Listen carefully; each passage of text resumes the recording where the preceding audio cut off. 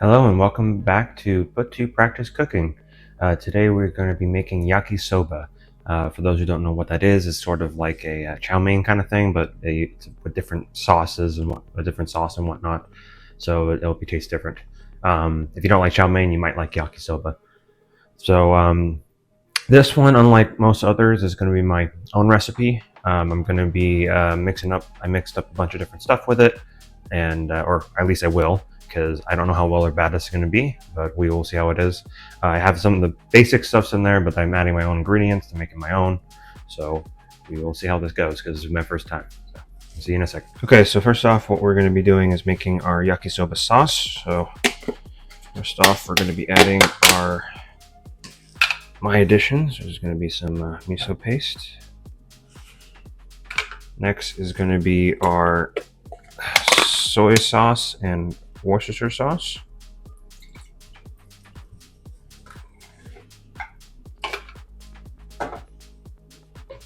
Then next is going to be our sugar.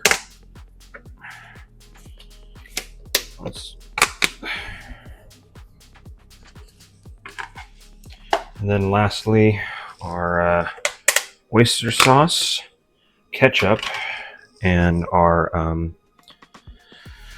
sriracha mix or chili sauce. I only had sriracha at the time, so we're using that. So very much like the barbecue sauce I made last time, we're going to be stirring this.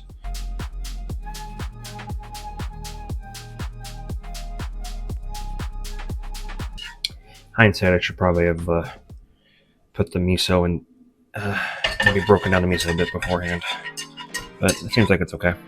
So all we're going to do is we're going to cook it for just a bit, just to get that sugar dissolved, and then we're going to set this aside.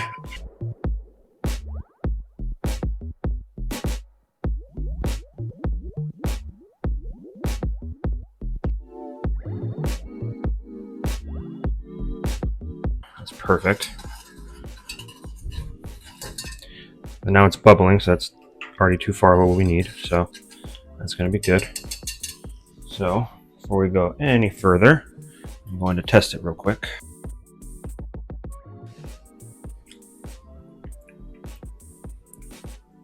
Ooh. No, that's perfect. Just to get the nice amount of kick, and you still get all the rest of the sweet flavor with it. That's perfect. So now we're going, let me get us set up for the main event. So be back. Okay, and we are back. So this is going to be our wok that we're going to be using. I'm not really sure if it will work without it. I just always use it with a wok. So first off, we're putting some neutral oil in there. You could also put a little bit of sesame seed oil in here. It'll work similar, but not sure how much I was going to change it, so I will try it on my own, and I will let you know differently. But oh, that's probably too much, but we will have to accept that. Just try to oil around as much as possible. I'm just really hoping that this doesn't pop back at me. Gotta be careful with hot oil. So yeah, when I was making my dumplings the first time, one of them exploded and got grease burn all over my hands. That was a lot of fun. So first off, I'm gonna put my ground beef in here. It may look a bit weird because I had to quickly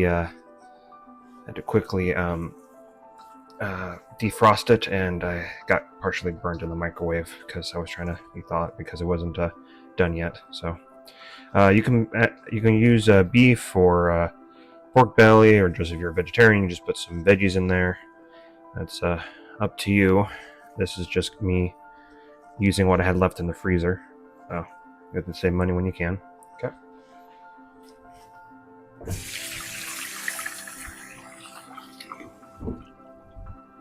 Oh, and you will also need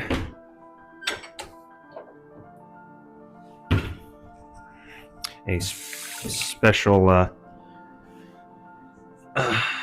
tool for this, because it's a silicone spatula. It's going to be used to help with the heat, because metal one will scratch it up, and this will allow it to keep the heat and everything.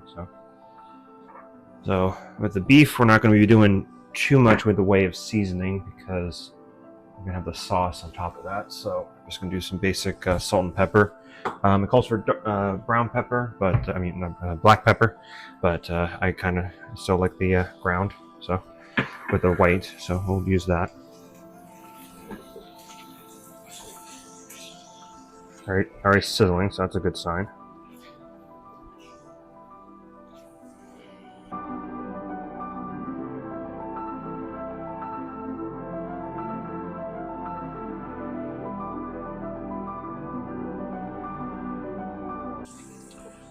Essentially, this is all one bowl dish kind of situation, because as soon as we're done with this, we're going to be adding the next ingredient and the ingredient after that until it's all done, and then the last thing we'll add is the noodles and the sauce.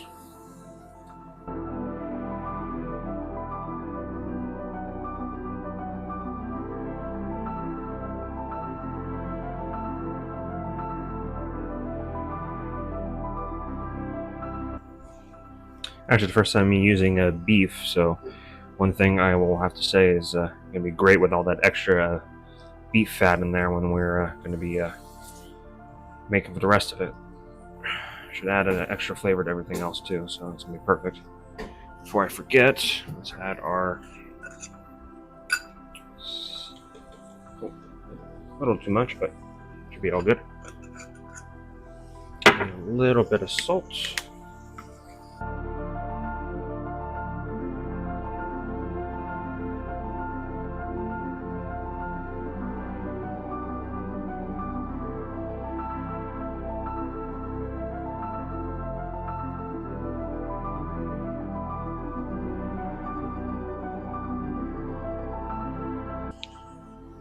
I'm not seeing much pink left, so... Oh, yeah. That's a great thing about a wok. Pretty much the entire thing is going to be heated up, so that's why it's good for big old dishes like this. Okay, so that should be good. So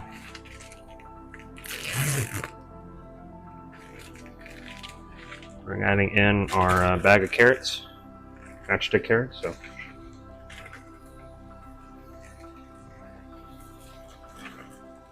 oh shoot, I actually did it the wrong order. Uh-oh. Okay, well, we'll work with this. Actually, I was supposed to put the onions next. Oops. Guess the carrot's gonna be a little extra cooked. I will throw this in too. So we will see how good or bad this turns out because of this. Already pre-cut ones. These are ones I just had in the freezer. It's good. Always good when you have leftovers just to throw it in the freezer.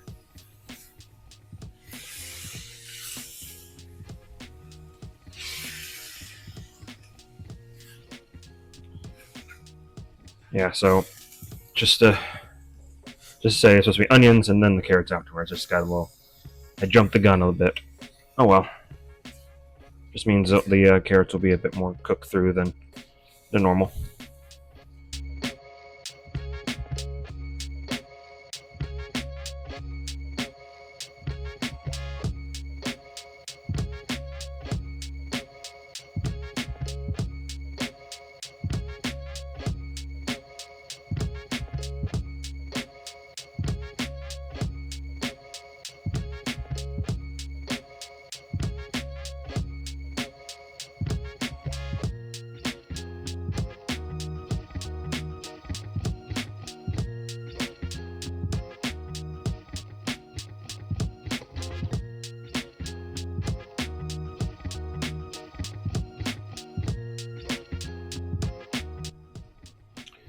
So next we're going to be adding in our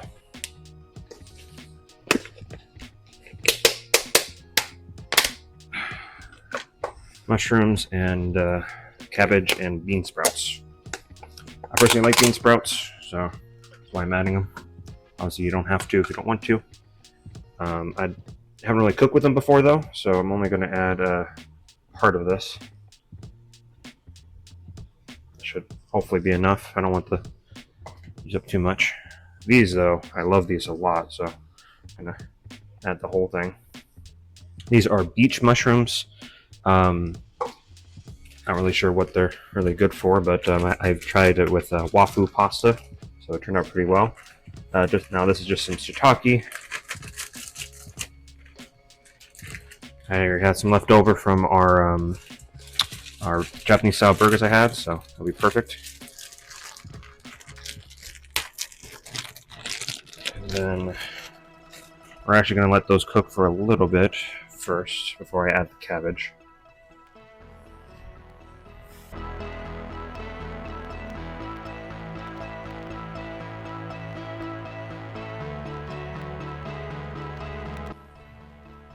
Okay, should be good now.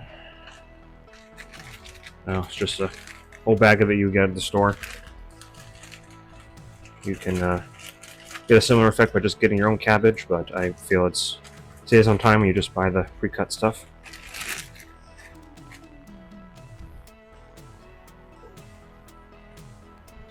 Now the cabbage is in here, it should absorb some of the beef fat and all the stuff at the bottom, so hopefully that means that it will allow the other stuff to cook a bit better.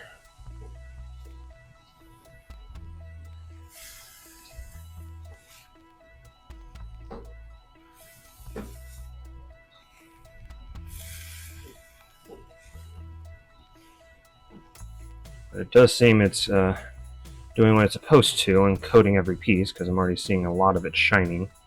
So that's a really good sign.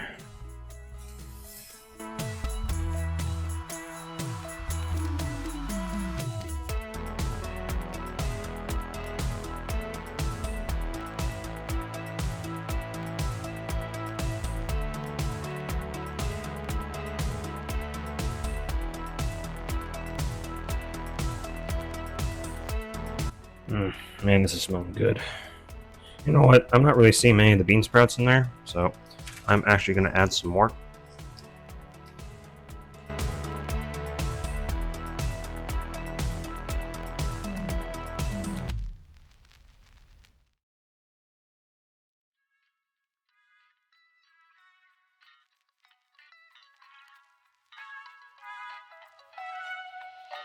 I think we're getting sort of close, so the next thing we're going to be adding is our green onions. I just did a whole bushel, so this doesn't have to be all that you want to use. So I like onions a lot, so I'm putting more than usual, but you know, go by taste.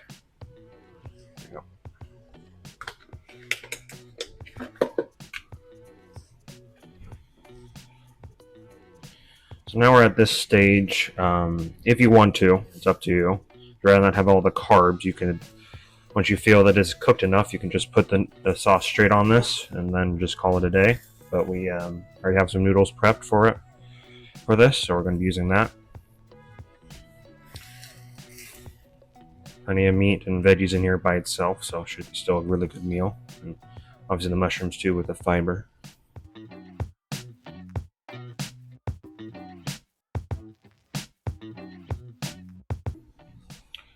Okay, I don't need too much for the green onions, so we're going to be done in just a second. So now we're going to be adding the noodles.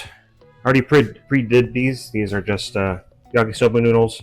The package called for them to be in the hot water for a bit to put them done. I've actually been doing it wrong the past couple times, so should be good.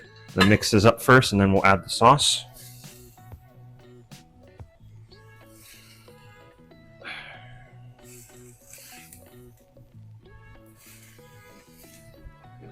Ooh, that was a dangerous flip. That almost went out the pan.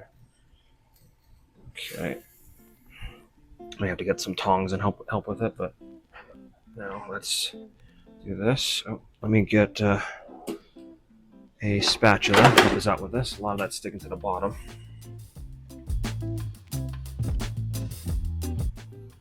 Okay, there we go. Okay, I got my tongs here.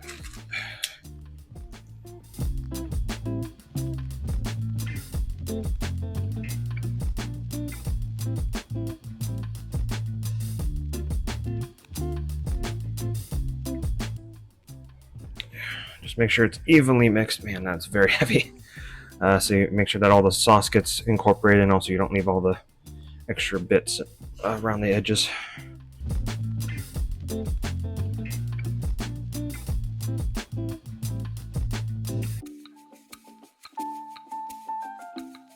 Okay, so that's going to be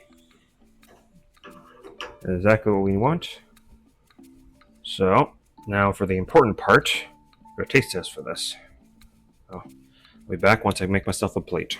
All right, let's see how well this turned out. I'm very excited about this because the sriracha and whatnot, and that should be really tasty.